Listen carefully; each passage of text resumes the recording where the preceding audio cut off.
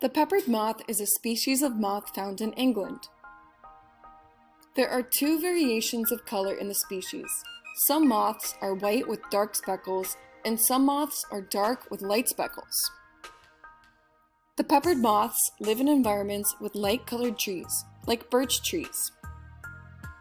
Which moth do you think has an advantage in this environment?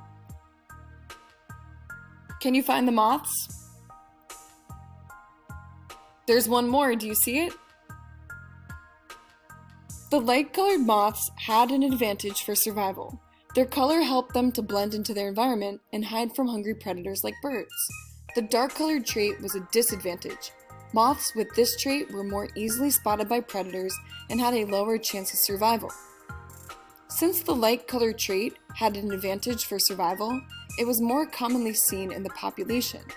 This was due to natural selection. Individuals who are best suited for an environment survive longer, reproduce more times, and pass on their genes. Natural selection over many generations can cause noticeable evolutionary changes in a species, and the peppered moth is the perfect example. In the 1800s, the Industrial Revolution took place. Manual labor was taken over by machinery. Factories began to produce goods. These factories were powered by coal. The burning of coal released a lot of pollution. Dark clouds of soot and ash lingered in the air and even settled on the trees.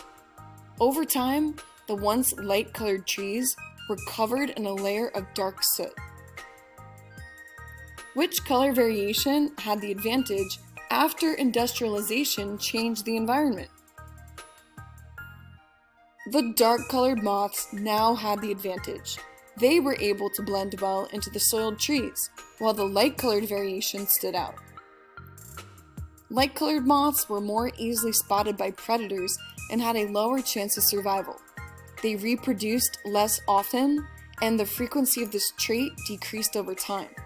The dark-colored moths increased in frequency after many successful generations of survival and reproduction. But this story has one more plot twist. It didn't take long for people to realize that air pollution was a major problem. Laws were put into place and factories began to reduce their emissions. The skies were once again clear, and the trees as well returned to their natural light color. As a result, over time, the dark moths decreased in frequency, and the light moths became the more common variation once again. This is evolution by natural selection.